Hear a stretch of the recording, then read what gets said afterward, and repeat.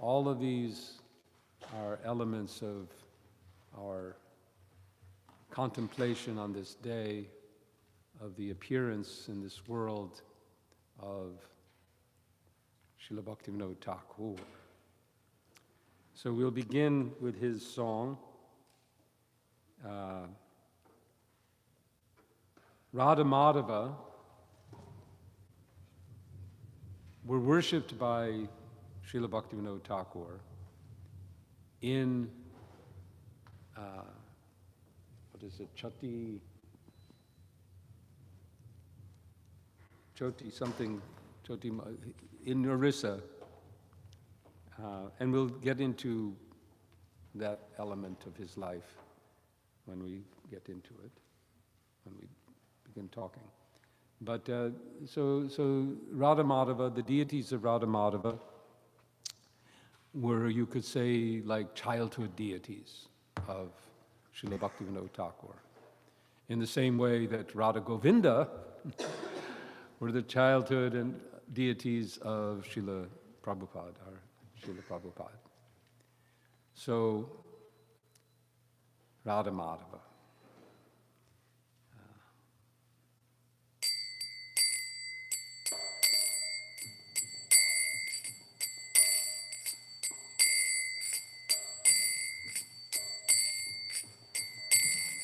Jaya Radha Madhava Kunja Bihari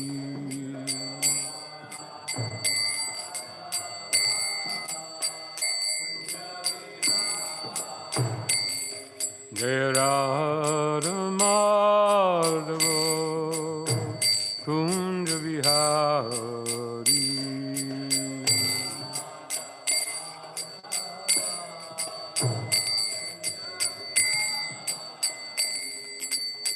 Gopi Janabalabha Girivadhatari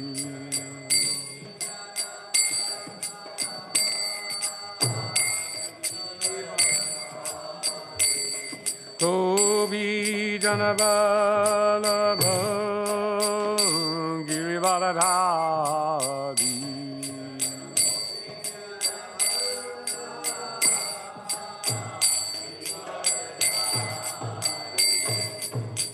Yashodanandana Vrajajana Ranjana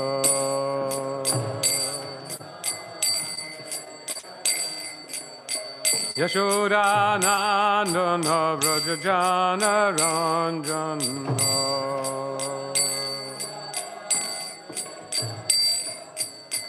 Yamunatira Vanachari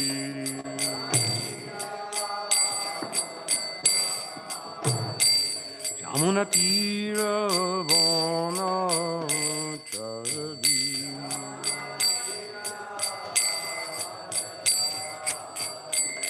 Jaya Radha Madhava Kunja Bihari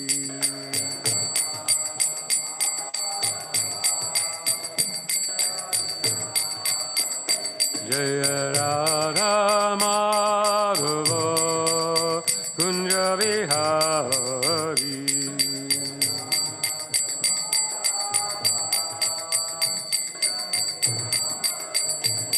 Gopi Jana Vallabha Girivadhatari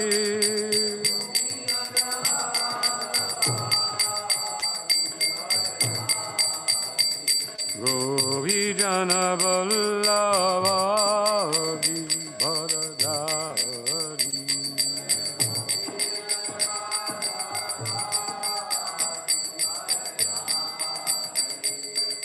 Yashodanandana Vrajajana Ranjana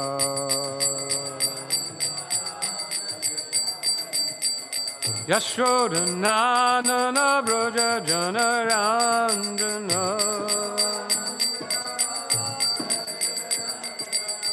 Yamunatira Vanachari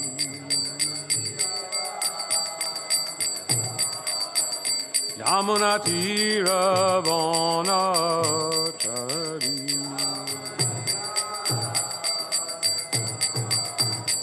Hare Krishna, Krishna Krishna, Hare Hare,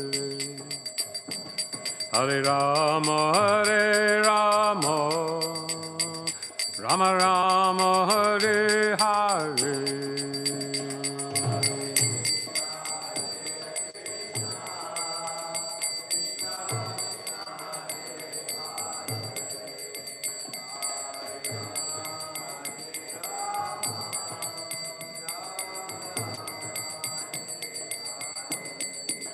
Hare Krishna, Krishna Krishna, Hare Hare, Hare Rama, Rama Rama, Hare Hare.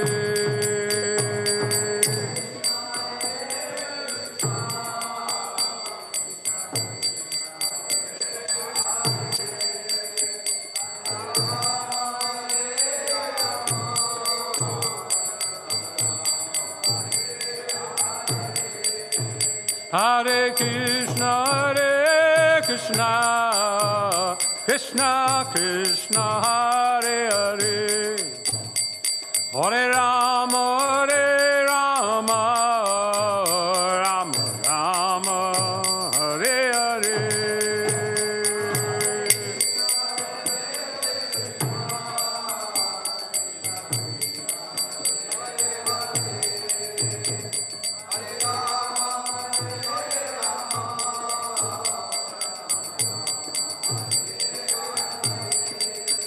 Hare Krishna,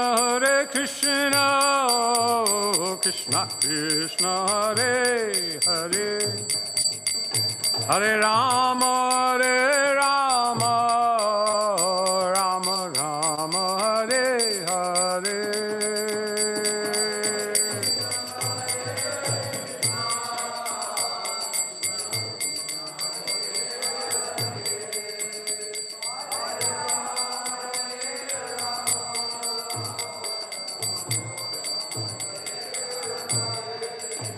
Hare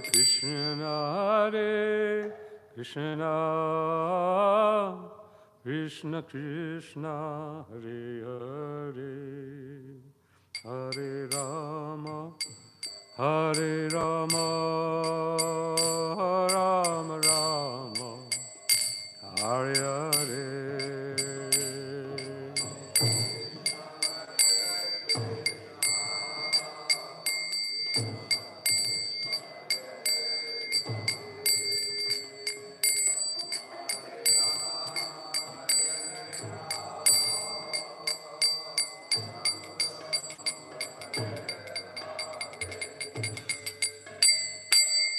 Jayom Vishnupada Paramahansa, Parvatacharya Shtatirasata Shri Shrimad, Chidanti Goswami Shilesi Bhaktivedanta Swami Srila Prabhupada Ki Jai. Jayom Vishnupada Paramahansa, Parvatacharya Shtatirasata Shri Shrimad, Srila Bhaktisiddhanta Saraswati Thakur, Srila Prabhupada Ki Jai. Jai Jai, Ananta Koti Vaishnava Vrinda Ki Jai. ISKCON founder Acharya Srila Prabhupada Ki Jai. Prem se kaho Shri Krishna Chaitanya Prabhu Nityananda Shri Advaita Gadadhar Shivasadi Gaura Bhaktivinoda Ki Jai. Shri Shri Radha Krishna Gopa Gominath Shyama Kunda Radha Kunda Giri Govardhan Ki Jai. Shri Vrindavan Dham Ki Jai. Shri Mayapur Dham Ki Jai. Gangamayi Ki Jai. Jamunmayi Ki Jai. Tulsi Maharani Ki Jai. Bhakti Devi Ki Jai. Jai Jai Srila Bhakti Vinod Thakur Maha Mahotsav Avirbhav Titi Ki Jai. Vyas Puja Ki Jai. Jai Samaveta Bhakta Vrind Ki Jai. All glories to the assembled devotees. All glories to the assembled devotees. All glories to the assembled devotees. All glories to Shri Guru and Shri Gauranga. All glories to Srila Prabhupada. Jai. Before I begin, I just have to say something to Sachin. Sachin, are you over there? Just come here for 1 second. He's doing some service there, bundling the mail out that we're doing. And I just have to, sometimes they'll say bundle. Okay? Make sure that they're separate like that. Don't mix it. So put a piece of paper or something around it, or do something to indicate this is one bundle, one bundle. Then we'll put a rubber band around it later on, which I left upstairs. Okay? Hare Krishna. Let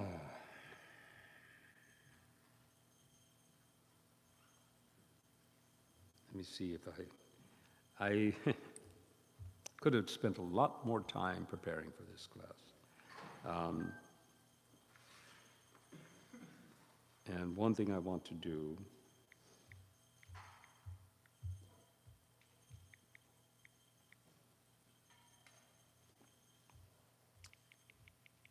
is recite the pranam mantra for Bhakti Vinod Thakur, which unfortunately I do not have memorized, so I have to look it up, unless we have a book here. Vaishnava. Okay, here we go. Okay.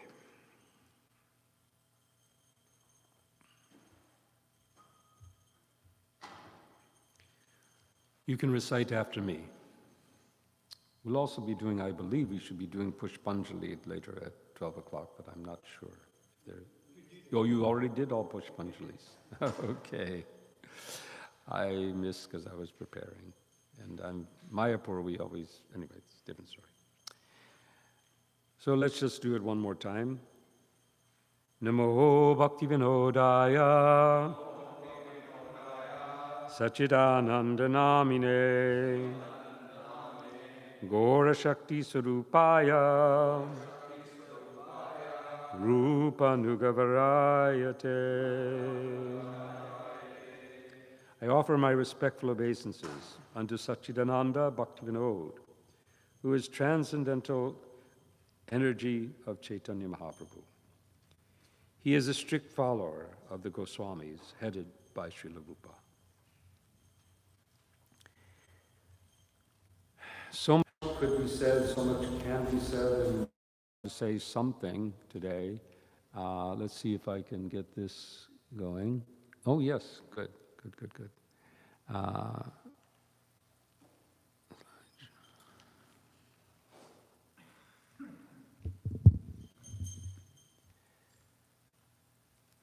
So, today we're going to try to do two things. We're going to hear and reflect on the life of Bhakti Vinod Thakur. And we're also going to try to reflect on the gifts, the contributions, the lessons, the relationship that we have with Bhakti Vinod Thakur. It was he who penned the phrase, one reasons ill who says that Vaishnavas die, when thou art living still and sound. The Vaishnav dies to live, and living tries to spread the holy name around. He wrote this in reference to Haridas Thakur, the passing of Haridas Thakur. But it applies equally to Bhakti Vinod Thakur himself. He's living with us in sound because we have so much of his writings that we can read and hear. And he's also living in his contributions that we are now continuing to receive, and we'll reflect on those contributions. But first we're going to attempt to summarize his life.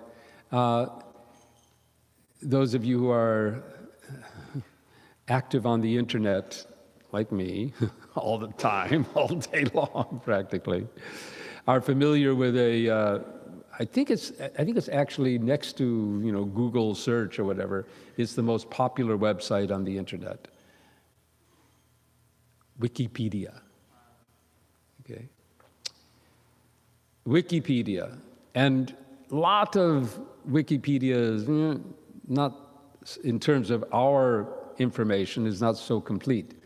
But the article, the entry for Srila Bhaktivinoda Thakur is extraordinarily well done. Many devotees contributed to making it really, really good.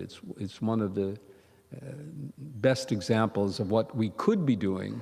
And this is if anyone out there in internet land is listening and wants to participate in our Wikipedia project, which is how to make Wikipedia more useful in spreading Krishna consciousness, and to try to keep Wikipedia from being less useful in spreading misunderstandings of Krishna consciousness. So anyway, the article, 16 pages, is immensely detailed, and there's all kinds of information there that I hadn't heard before, and I'm going to try to share. It's too long to read the whole thing, so I'm going to try to summarize. And as we do that, we're going to also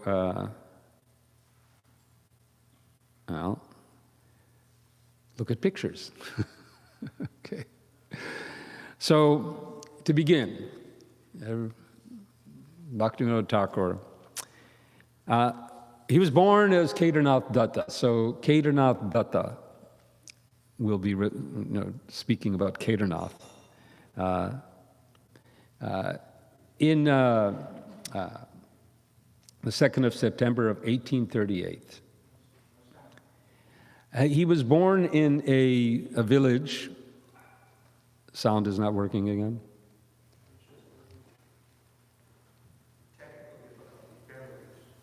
Yes. Now it's working. Okay. There should be a light or something somewhere, yeah, that goes on and off. Or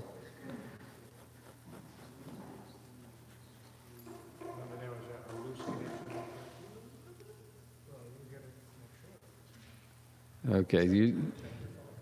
Someone should be monitoring, because I'm one of those who kind of depends on this, my wife and I, because usually it's easier for us to hear when we're listening through the... So, yeah? Good. Testing. So he was born in the village a little south of Mayapur. I've been there. I've not been to his birthplace, but I've been through that village because it's on the way from Mayapur to Calcutta, Birnagar.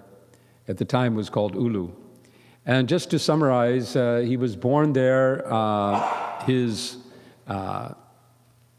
family had moved there from Calcutta because of financial difficulties were the story of his childhood in many ways. First, his own family, due to financial need, had to move from Calcutta, where they were, to the home of his maternal grandfather. So, generally in Hindu society, when one is married, then it's now the wife leaves the shelter of her mother and father and goes to the shelter of her husband and their family, and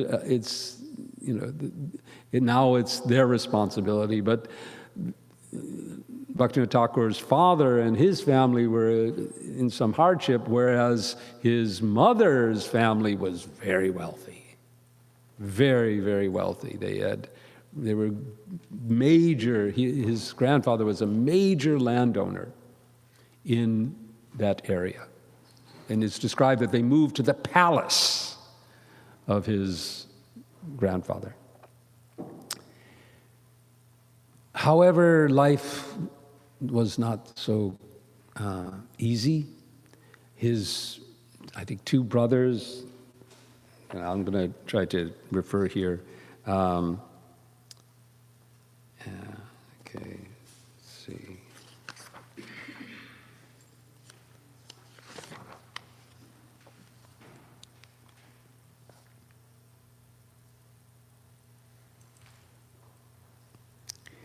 He was the third of 6 children, but his older brothers, they passed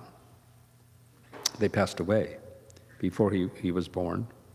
And he had 3 younger siblings, a sister and 2 brothers. So from the age of 5, he'd attended school there. It's told that he really didn't like his school. There's one story about his school teacher was kind of not very good and was punishing the children and in different ways and demanding things and all kinds of, and it was eventually run out. But in any case, at some point he was attracted to the English medium schools and started attending English medium.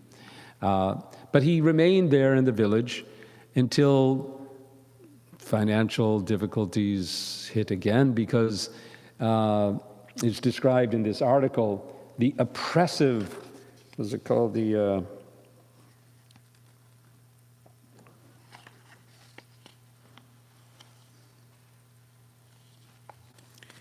In the following years, Kedarnath's family faced a series of calamities. All 3 of his brothers died of cholera,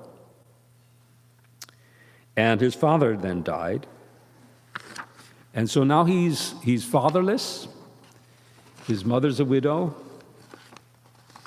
And then his grandfather, his mother's father, he starts to fall into poverty because of it's described here as the Oppressive Permanent Settlement Act.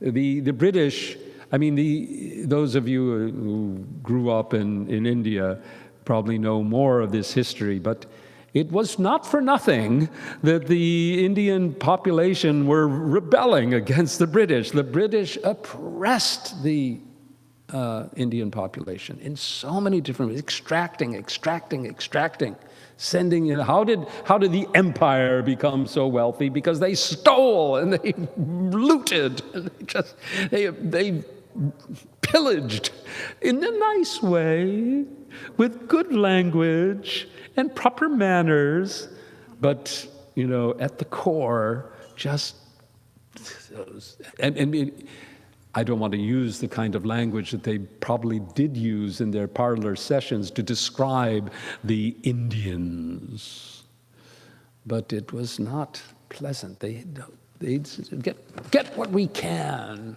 as much as we can, and take it home and enjoy. That was the attitude. So his grandfather was a victim of this, and so although externally it appeared, because they have this huge house and so on, it appears that they're enjoying a wealthy life, but they're penniless, they're poor. And now the responsibility, his brothers have died, his father's died, and now it's him.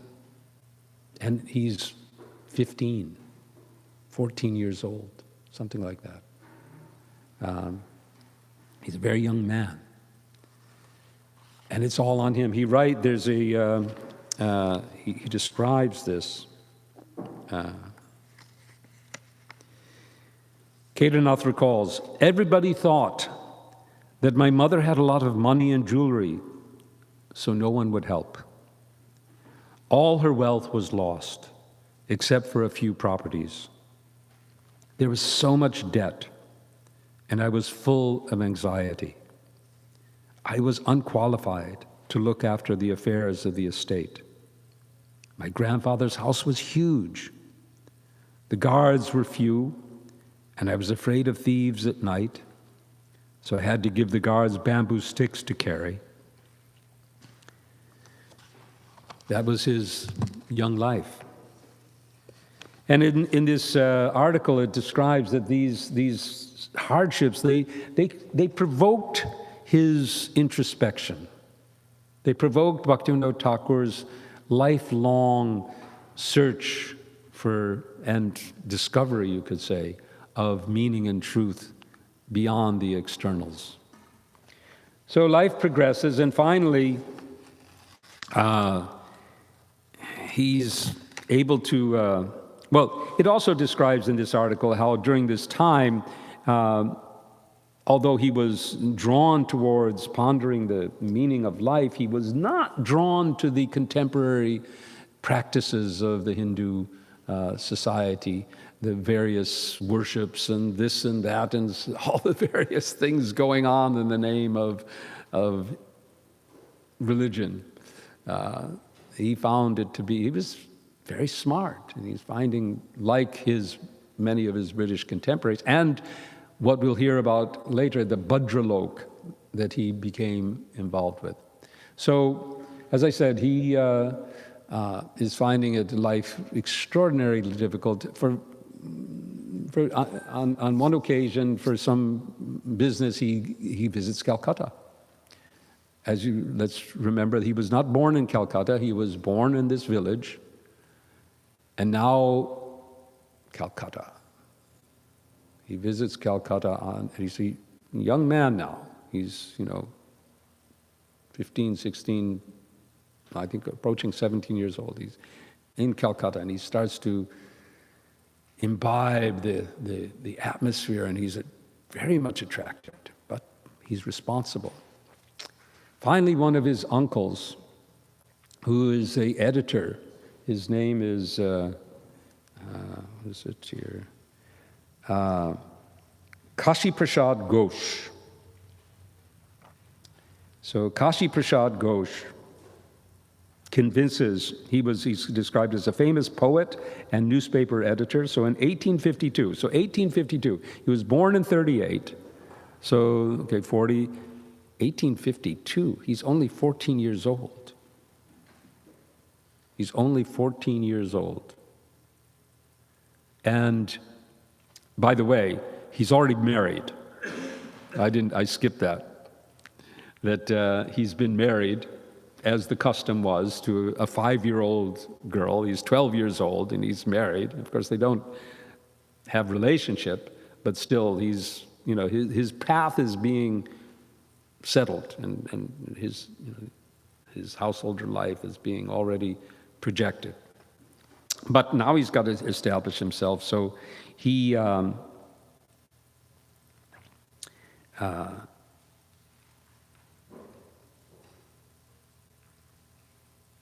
I'll read something.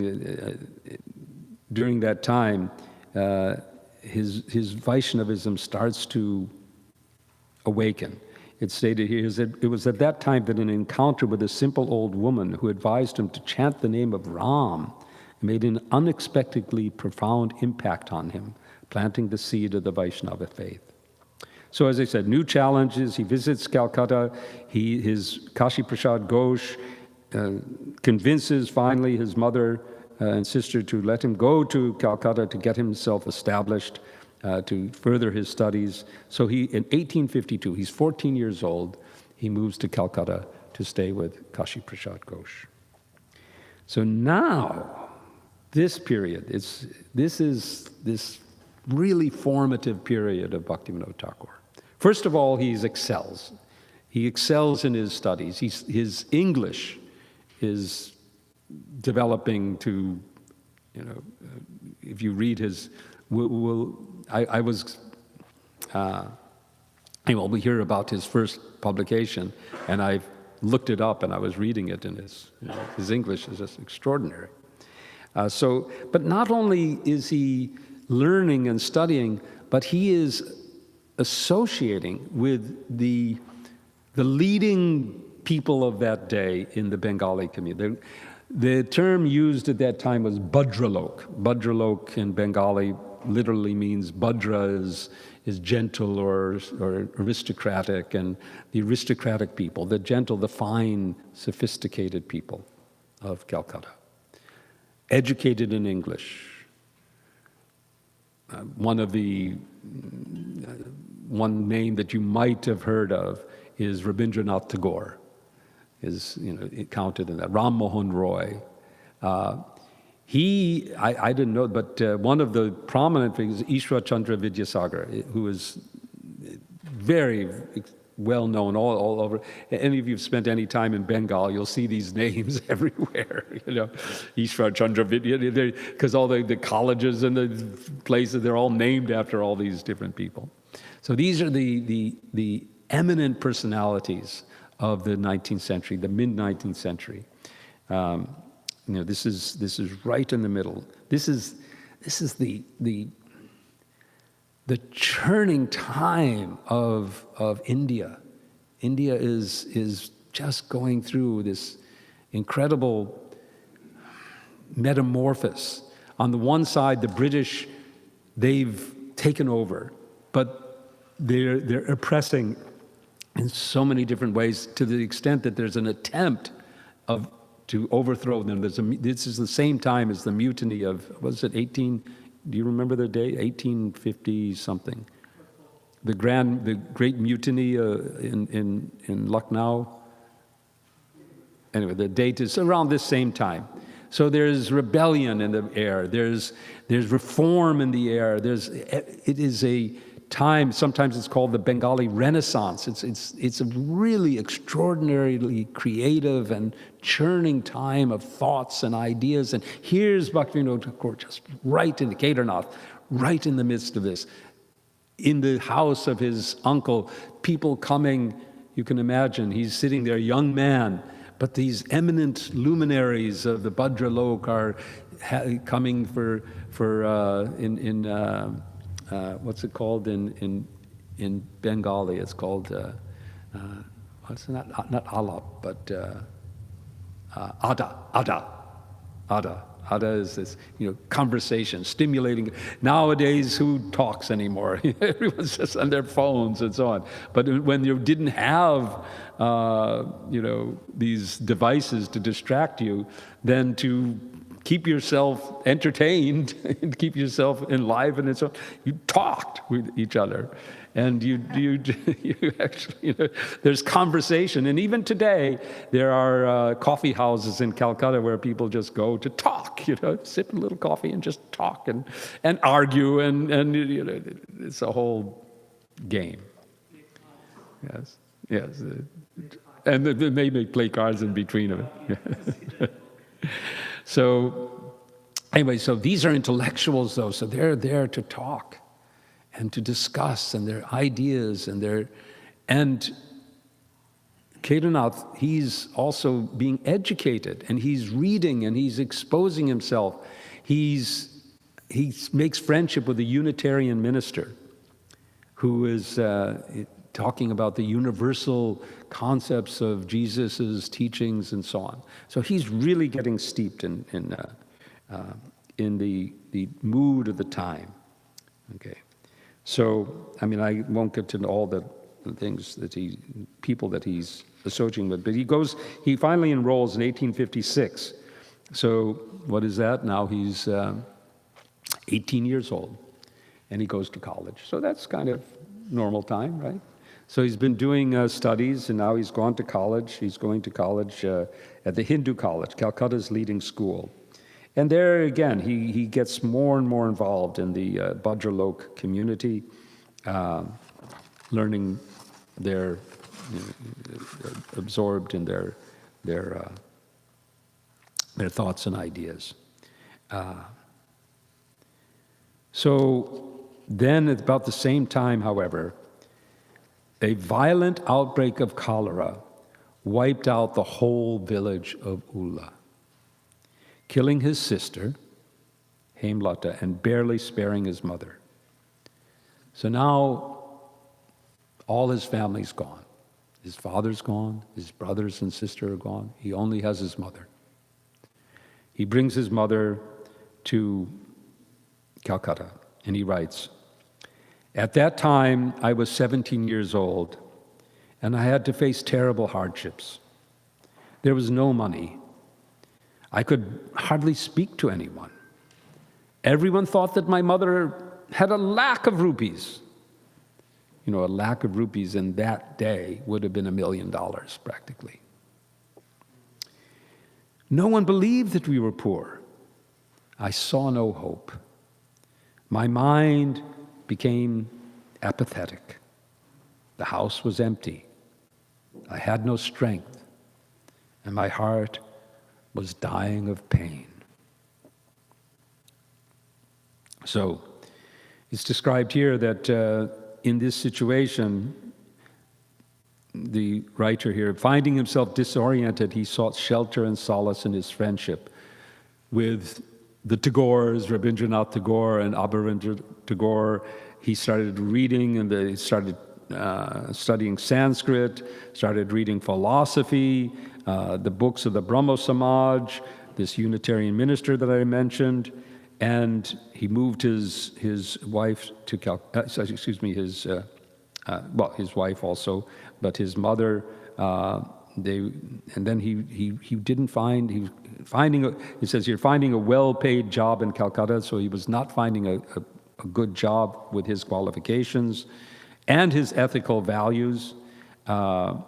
He tried a few stints as a teacher, incurred debt, so finally, accepting the invitation of his paternal grandfather, so his father's father, he moved to Chuti Mangal in Orissa in 1858. Okay, so now he's 20 years old. And this is the beginning of his career. So he moves to Orissa. And in Orissa, things start to look up. It's in Chuti Mangal that Radha Madhava are living. Things start to look up. He gets a reasonable job as a teacher. Then he gets a better job as a teacher in Bhadrak. And he's progressing.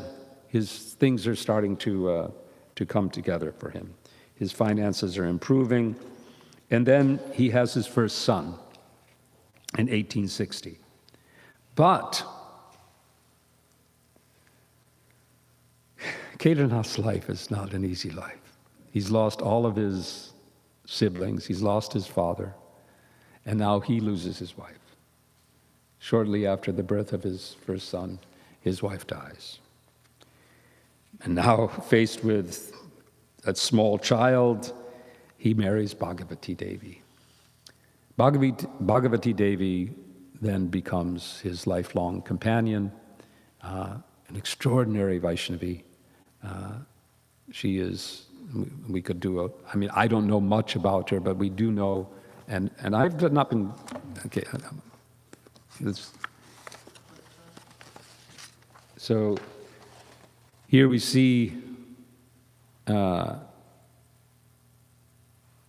this could have been taken around that time, this picture.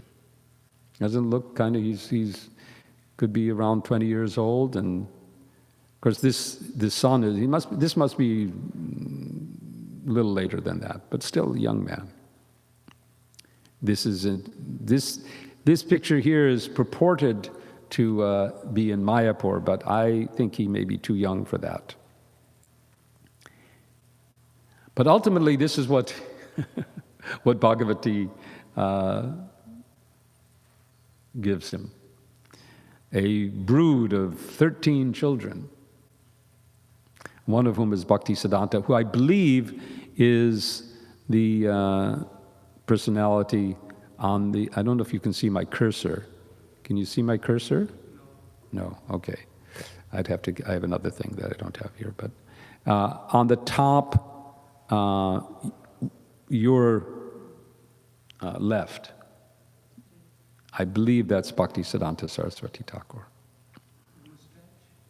With a mustache, yes. And to Bhaktivinoda Thakur's, his left would be Bhagavati Devi.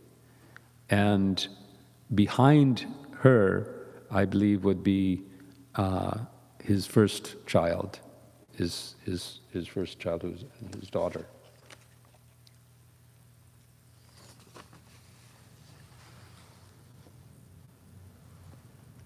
So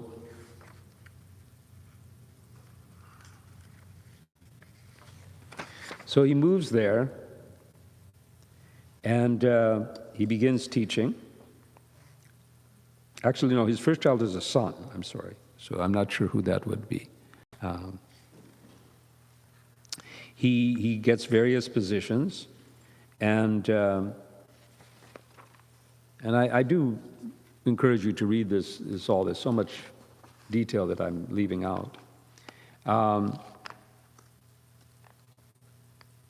He's more and more attracted to and interested in Gaudiya Vaishnavism, but he's searching for a copy. It says, Kedarnath tried to acquire a copy of Chaitanya Charitamrita and the Bhagavad Purana, but failed.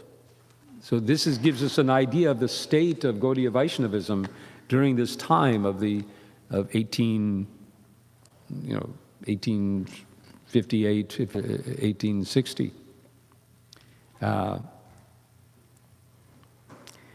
So this period is also marked with Kedarnath's budding literary gift. So he's in a clerical job at this time, so he's in a job that's not so demanding, and he starts to write, and he composed 2 Bengali poems. It's described here, Vijayanagram and Sannyasi, lauded for their poetic elegance and novel meter, which incorporated the style of Milton and Byron into Bengali verse. So you can see here what's happening with Bhaktivinoda Thakur is synthesizing. So when we reflect on the gifts of Bhaktivinoda Thakur, then I would say one of the first gifts that we are now enjoying from his account is this synthesis, this ability. He was the first to bring these teachings into the modern context. He set the tone for Bhaktisiddhanta. He set the tone for Srila Prabhupada. He set the pace. He began. Others, of course, Mahaprabhu, he broke through the social barriers. He was the first revolutionary on behalf of the Vaishnavas to what others also, the Alvars, did similarly. But in Bengal and Orissa, he broke through these barriers of casteism. He was inviting a Muslim to be anointing him with the Acharya of the holy name. This was, Mahaprabhu was breaking down these social barriers. He was a reformer in that way. The same kind of reforming spirit that Bhaktivinoda Thakur was imbibing in his contemporaries in the Calcutta Bhadralok scene. But now what he's doing is bringing it even more. He's opening it up and bringing in the universalism of Chaitanya's teachings. He's beginning to universalize it by taking from the West and combining it. So he's the first to do that, to really take the Western developments and combine it. That sometimes to use the advancements in language and thinking and so on, and try to bring it in and combine it with the purity and the depth of Chaitanya Mahaprabhu's teaching. So this is, I would say, we can reflect on that as being one of his gifts to us. We would not be here. I mean, he set that tone, he set that spirit, which then was carried on by Bhaktisiddhanta Saraswati Thakur and reached its culmination in Srila Prabhupada's life. So, life gets better, now he's married to Bhagavati Devi, and has his second child. Okay, so that must be the daughter behind her, Shodamani.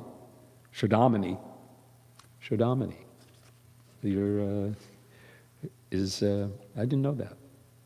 That Shodamani was the second child of Bhagavati Devi. So, because he wants more, he's got another child, he expects more, I suppose, and he does get. So he seeks and obtains a position with the British government. Now, he begins, with a friend's help, he begins, this is February of 1866, excuse me, 1866. He gets the position of Special Deputy Registrar of Assurances with powers of a Deputy Magistrate and Deputy Collector in Chhapra, in the Saran district of Bihar. Okay, so this was the British system. The British had various orders of officers, and there was like 6th grade and so up to 2nd. And then 1st grade officers, you had to be British. You couldn't occupy the post of a 1st grade officer and be Indian. But the highest you could get up to was the 2nd grade, and he did rise during the next 28 years. Kedarnath rose through the ranks of civil service from 6th grade to 2nd grade, which entailed prosperity, respect, authority. That's Bhagavati in her. And there is Bhakti Vinod Thakur, the British civil servant. You can hear, I don't know exactly when these pictures are taken, but you can see that for his work, he adopted, that's really, I don't know where that was. This is the magistrate. When he's sitting in the court as a magistrate, he has to wear these various, which particular court that, or where that was, whether it's Orissa or, because he served in, I think it says here somewhere like almost 20 different locations. So, because that was also the British system, still is the Indian system. If you join the civil service in India, it's called the IAS, India Administrative Service, right? So they have actually two. They're the IAS and the IPS, which is for the policing, and the IAS is for the civil service. And of course, there's the army and all that military. But the IAS officers, they're all trained in special institutions, IAS, and getting admission into IAS is not very easy at all. And then you get postings. So once you, if you're an IAS, then you get your first posting will be as a deputy something or other in some place. And then you serve for like 2 years. And in Mayapur, it's a regular thing that you have to do, because every 2 years you're transferred. You're not allowed to kind of settle in and get to know everyone, and thus have more opportunity for corruption. So they transfer you, and you get transferred in this way and that, and then each rung is like a little bit higher, and so you get from deputy to district magistrate, and then you get up to various posts, and finally up to the governor's position. The governor is a little different, not an IAS, but you might become I think the highest position would be chief secretary in a central government ministry or something like that. I'm not sure. Anyway, you rise up in the ranks. So, but to do that, you're transferred here to there, here to there, here to there. So this later on proves to be very much of a boon to Bhakti Vinod Thakur. But in the course of his career, It says here that he served in 20 different locations. And in the course of this, it also enabled him to learn Urdu and Persian, and he became quite of a linguistic savant, it describes here. So,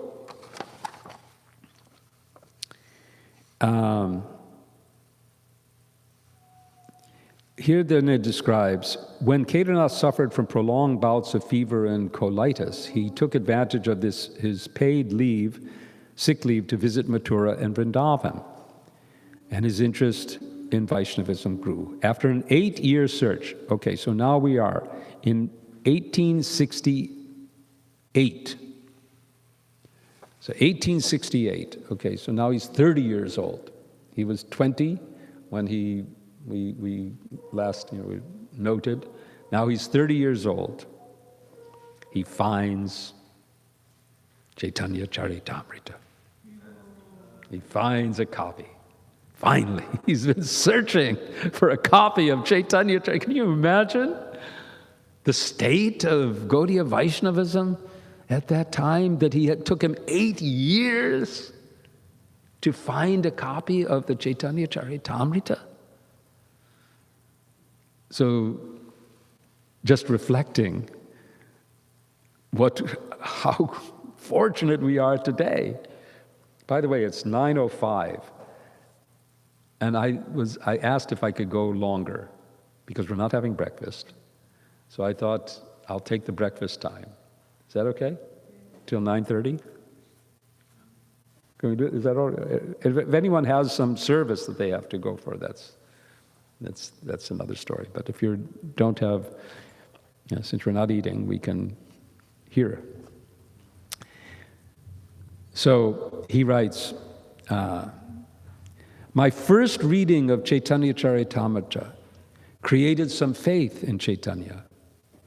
On the second reading, I understood that Chaitanya was unequaled.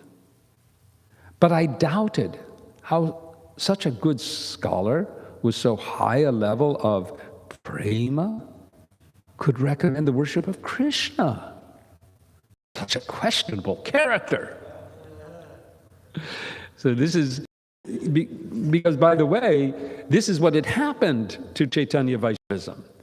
They had distorted the love of Krishna, the teachings of Chaitanya, which are extolling the love of Krishna and Krishna's love for Radha, and his dancing with the gopis, and so much of this has become distorted into a sort of mundane love affair type of a view, with an attitude of we can do this too.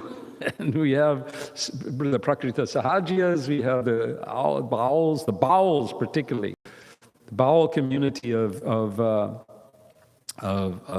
Bengal were known for their, I mean, if you really, even today, sometimes we encounter Bowels in Bengal. And I look at them and say, yeah, that was kind of where we were at, hair, this, that, it's all pretty much the same. Anyway, my apologies to our audience, if any one of you, because there are some very sincere Bowel devotees too. But in general, there's some difficulties. So he says, Krishna, who had such a questionable character, I was amazed, and I thought about this in detail. Afterwards, I humbly prayed to God, "O Lord, please give me the understanding to know the secret of this matter." The mercy of God is without limit, and so I soon understood. From then on, I believed that Chaitanya was God. I often spoke with many Vairagis to understand Vaishnava Dharma. From childhood, the seeds of faith for Vaishnava Dharma had been planted within my heart, and now they had sprouted. I experienced anurag, a spiritual yearning, and day and night I read and thought about Krishna. So this is a turning point. 1868, 30 years old. This is a major turning point. So from that time, it's described here, he begins to lecture, he begins to speak about Chaitanya. He then delivers his famous speech, the Bhakti, its philosophy, ethics, and theology, his first public announcement of his newly found religious allegiance. That's published, by the way, and could be read. So he attempted to reconcile modern thought and Vaishnava orthodoxy and to restore the Bhagavat to its preeminent position. So his inspiration made Kedarnath receive his next job, 30 years old, and he's got his transfer, and now he's in Puri. So now we see the thread of his life. These are some more pictures of his activities as a magistrate. This one, I love this one here. I imagine this might have been somewhere in Bihar or someplace. They look like surrounded by some local village chiefs of various sorts. So I've chosen these images because there's a difference here. You can see here in these pictures, this is not so much of, this time, his inner mood has become more and more that of simply being a devotee. So, there's a whole story about his work in Orissa. This is the time when there was a lot of you can say rebelliousness in the population. There was British Army escorted Hindu religious processions. Things were tough. But when Kedarnath was posted to Puri in 1870, he was known for his honesty and integrity, and he was constantly given the charge to oversee law and order. So he was the main authority there in Puri, and there were a number of cases that he had to deal with, most famous of which is the Bisha, what's it called? Bishan something or other. Bishan Shena or something like that, who claimed to be Mahavishnu. And that's a whole story that we could, if we have time, we'll get into it. But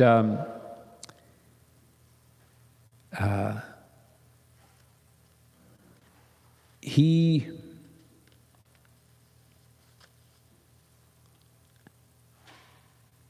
had, of course, at that time, he had his son, Bimal Prasad. And that's a whole story in itself of his life. By the end of Kedarnath's tenure in Puri, his family already had 7 children, and his oldest daughter, Sridhamani, 10, had to be married. To upper-class Hindu customs had to take place in Bengal. So they went to Bengal with a leave of duties in 1874. So 1874, after leaving Puri for Bengal, Kedarnath decided to establish his growing family at a permanent home in Calcutta. Okay, so the first landing point is Calcutta, Bhakti Bhavan. Now, Bhakti Bhavan still is there. It's there in Calcutta. You can visit it. It's not maintained so well, but anyway, it's there. And then in 1880, he accepted. So he and his wife accept Diksha from Bipin Bihari Goswami.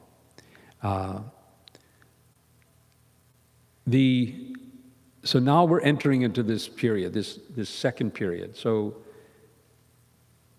the first gift, as I said, I suggest is his ability to synthesize, his ability to break open and bring in the thinking and the constructs of Western ideas and apply them and bring Mahaprabhu's teaching to marry to them and to purify. Because, as I said, the teachings had been distorted. So being armed with the ethics and morality, because that's the criticism of Hinduism at the time, and valid in many cases, was immorality. There was the practices of Hindus in that time were often, especially from a Western point of view, extremely immoral. Sati, for example, the forced suicide of a widow. The child marriage system itself was seen to be immoral. And then when they looked at the Bhagavad and they look at Krishna and his dalliance with the gopis and so on, and they think this Hindu stuff it's just immoral. So immorality, the basis of which on which the British felt themselves superior to the Hinduism of the day was based on the morality of not the philosophy. They couldn't really, the philosophy was so high, but the morality, the practices, they felt were degenerate. Now, Bhakti Vinod Thakur saw the same thing. And he himself adopted a moral position, an ethical position, like the British. And thus he could see through the contemporary Hindu practices, and he could see through it to see the essence, and made it part of his work to reestablish the ethical, sound, moral basis, and philosophical basis of the Bhagavad and Chaitanya Vaishnavism. So that is first gift. Now the next is the organization of the mission. So after accepting Diksha, he also at the same time developed his connection with Jagannath Das Babaji. And so although he received formal initiation, he received his Diksha mantras from Bipin Bihari Goswami, he considered Jagannath Das Babaji to be his principal Shiksha Guru. And thus, in our parampara, you'll see that we list Jagannath Das Babaji prior to Bhakti Vinod Thakur. And that could be a whole other discussion, but anyway.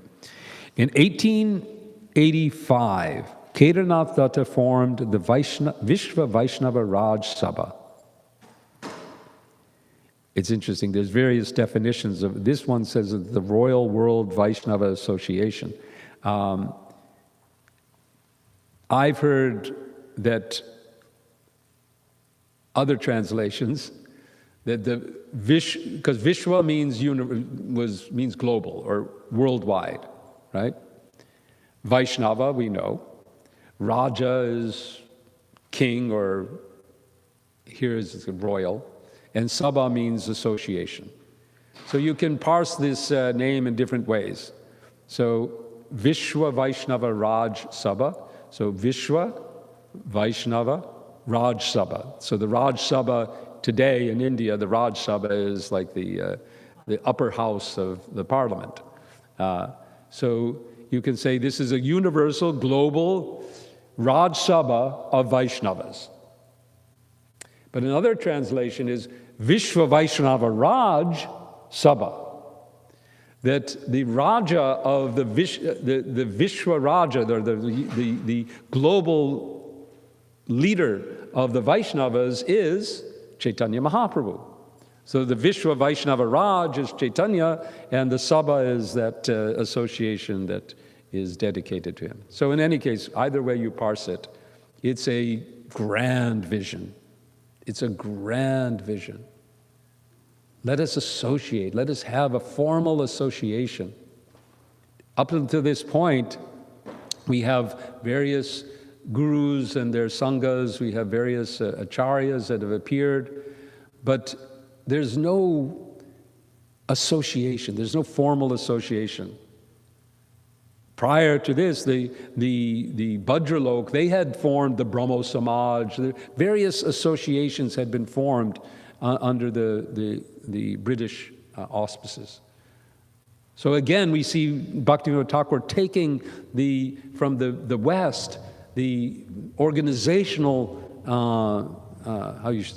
organizational achievements, because the Western, they're pretty well organized. They were able to make their empire because they're well organized.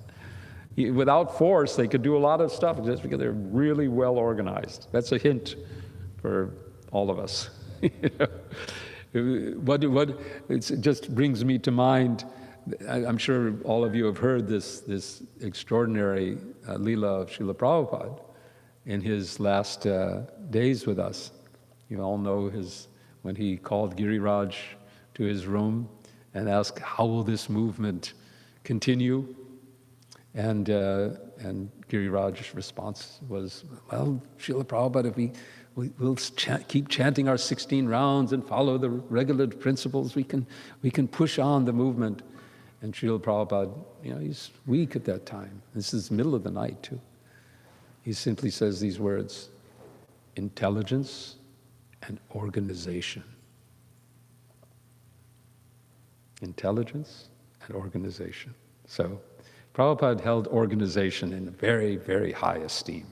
And that's a gift of Bhaktivinoda Thakur. Bhaktivinoda Thakur was trained in organization. He was by the British. He organized on their behalf. And now he's using that to organize the spread of Krishna consciousness. So he forms the Vishwa Vaishnava Raj Sabha at his own house, the Vaishnava Depository, a literary and printing press for presenting Gaudiya Vaishnavism. He starts in 1881. He begins his monthly magazine, Sajjana Toshini, in which he serialized many of his books and published essays. And in January 1886, in recognition of Kedarnath's significant role in reviving Vaishnavism through his literary and spiritual achievements, the local Gaudiya Vaishnava leaders, including his guru Bipin Bihari Goswami, conferred upon him the honorific title Bhakti Vinod. So he becomes Bhakti Vinod in January of 1886. Okay, so now he's approaching his 50th year. And from that on, and we'll see here, let's see if I can just, these are some more pictures from basically from that time. This is his signature, Kedarnath Dutt Bhakti Vinod. So he would sign himself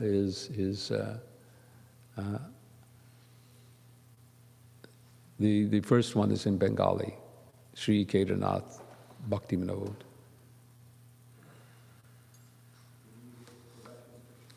Hmm? Yeah.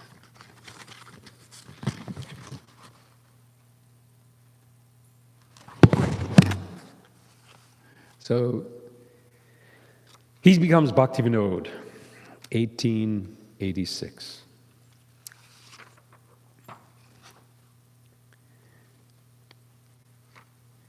So then, in 1894, at the age of 56, Bhaktivinoda Thakur retired from government service and moved with his family to Mayapur to focus on his devotional practice. He moved actually to Godrumadweep, an area known as Surabikunj, and which has its own history. It's interesting, prior to this, he, let's see if it describes it here. He had a posting. Let's see, it must be in here.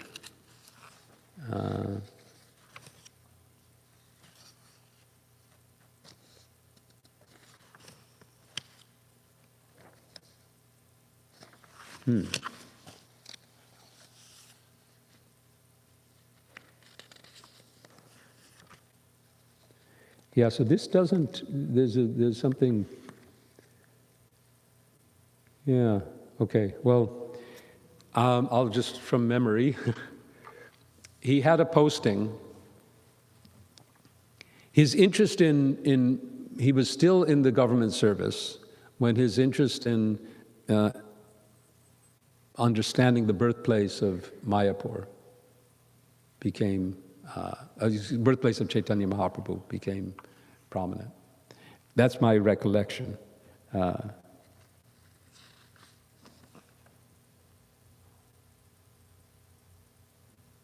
Yeah. But we'll have to research that a little bit. So he's visiting, he's doing various kinds of research, looking at old maps, looking at other, trying to understand, because it's his conviction that Mahaprabhu was born on the eastern side of the Ganges. And there's many logical and evidences for that. He then finds a map. I have a copy of a map, which I just didn't have time to pull it out and put it in this show. But it's an old map, and you can see Nadia, which is how that area was known, on the eastern side of the Ganges. So he's convinced that that's where it is. And he's staying in Navadvip, what is now Navadvip, on the western side of the Ganges. Sometimes we've thought that this vision came from after moving and establishing his home, but this vision was earlier, and or I'm not sure about that, but it was definitely not from his home. It was from a dharmshala he was staying in. Name escapes me. In Navadvip, and looking across the river and seeing this glowing light. And he and his son, one of his sons is with him. And there's a government clerk with him as well. The clerk does not see this, but he and his son see this light. And the next day they go to ascertain it. And they see that this is coming from this mound, which is in the middle of a Muslim village called Mayapur, or Mayapur. At that time it was called Mayapur. It's interesting, that Muslim village, by the way, of Mayapur still exists. The village in which the yoga pit is situated is still a Muslim village. Most of the villages around Mayapur are mixed, but this is a pure Muslim village. And not only are they a purely Muslim village, they claim that we are not converted Muslims, like most of the Bengali Muslims who were converted by, under the pressure of, and who maintain a lot of their Hindu practices still. No, we are descendants from the Pathans. We are pure, pure blood. So anyway, that was their village. And, but this mound is there, and they have all these, we don't go there, this is, and it's covered with tulsi. And there's a lot of signs that this and of course it gets confirmed when Bhakti Vinod Thakur brings his Shiksha Guru, Jagannath Das Babaji, to the site, and Jagannath Das Babaji jumps out of his basket and dances, and yes, this is it. So that's the next gift, Mayapur. Bhakti Vinod Thakur reveals to us the Dham. Often Bhaktivinoda Thakur, now I'm at 9:30, so I'm going to have to get a little quick up. But Bhaktivinoda Thakur is often called the seventh Goswami. Right? And I was reflecting how, what did the Goswamis give us? They gave us philosophy. They gave us, of course, their example of how they lived. But they also revealed, they revealed things. Mahaprabhu himself, he spoke and experienced, but he didn't write. And the Bhagavad also gives us so much, but there's a lot of, things that we don't quite know about. There's the whole Dham of Vrindavan, which at the time of Chaitanya Mahaprabhu was, Radha Kund was lost. The Goswamis revealed the Dham. They revealed the pastimes of Radha and Krishna in so much detail. So similarly, as the seventh Goswami, we see Bhaktivinoda Thakur is revealing Navadvip Dham. He reveals to us Navadvip Dham. His Navadvip Dham Mahatmya and Navadvip Bhavataranga give us everything. Prior to that, there's little information. But by his vision, his capacity to see the Dham, he re-establishes all these various places, beginning with the birthplace itself of Sri Chaitanya Mahaprabhu, and then extending into so many places. And all of you who go on the parikrama know about so many of these different places that have been established by Bhaktivinoda Thakur. So he's reveals to us the Dham. So just in summary, we just to conclude, of course, he does leave this world. This purports to be a picture of his Samadhi ceremony, June 23rd of 1914. So that would mean that, so that's 20, he's basically 76 years old, right, at that time.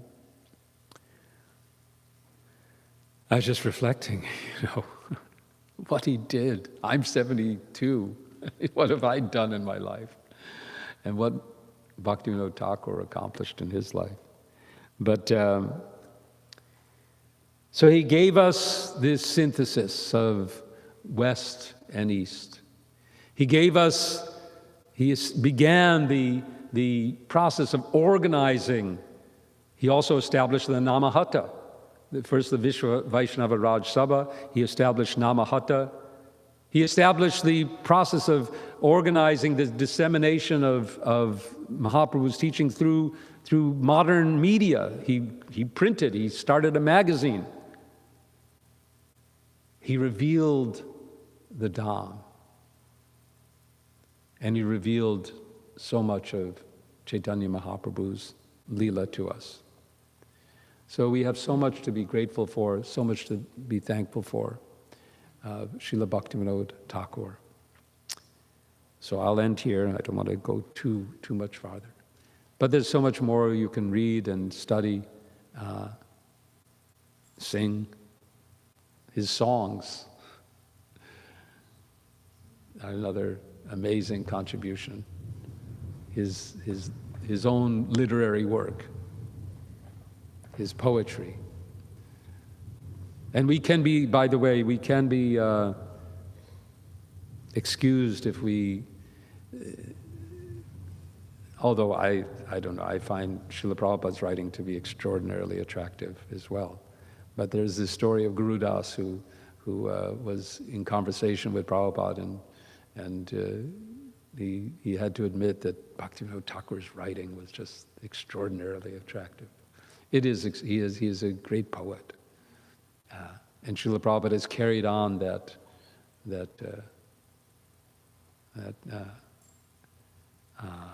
offering to us in the modern world. So he established that as well, that capacity to present in English language and modern language to bring the teachings of Chaitanya Mahaprabhu in a way that we can hear it, digest it. So many revolutions in the spreading of Krishna consciousness we owe to Srila Bhaktivinoda Thakur. Jai. Srila Bhaktivinoda Thakur ki jai. Srila Prabhupada ki jai. Krishna.